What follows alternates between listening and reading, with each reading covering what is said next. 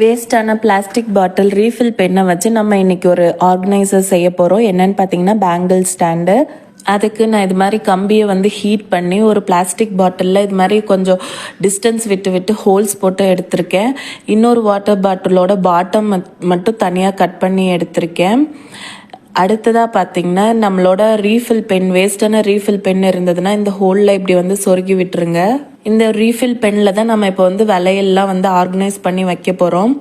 அடுத்ததான் நம்ம பாட்டம் மட்டும் கட் பண்ணி வச்சுருந்தோம்ல, பிளாஸ்டிக் பாட்டிலோட பாட்டம், அது வந்து இந்த கேப்பில் வந்து நம்ம வந்து கம் போட்டு ஒட்டி வச்சுக்கலாம். இது எதுக்காகன்னு பார்த்தீங்கன்னா குழந்தைங்களோட சின்ன சின்ன கிளிப்பு, பொட்டு, மணி இது மாதிரி எல்லாம் இந்த இதில் வைக்கிறதுக்கு இந்த சின்ன கப்பில் வைக்கலாம். இதில் பார்த்தீங்கன்னா கேப் வேஸ்ட்டாக இருந்த அந்த பென் கேப்லாம் வந்து இப்படி ஒட்டி வச்சுருக்கேன். எதுக்காகன்னு பார்த்தீங்கன்னா மணிலாம் வந்து நம்ம இந்த கேப்பில் வந்து ஹூக் மாதிரி யூஸ் பண்ணி தொங்க விட்டுக்கலாம். இதோட ஃபைனல் அவுட்புட் பார்க்குறதுக்கு முன்னாடி எங்கள் சேனலில் உங்களுக்கு பிடிச்சிருந்தா லைக், ஷேர், கமெண்ட் பண்ணுங்கள். இது மாதிரி மோர் டிப்ஸுக்கு எங்கள் சேனலை ஃபாலோ பண்ணுங்கள். ஃபைனல் அவுட்புட் பார்த்திங்கன்னா இப்படி தான் இருந்தது. சூப்பராக எல்லாமே வளையல், மணி எல்லாமே வைக்கிறதுக்கு நல்லா பர்ஃபெக்டாக இருந்தது.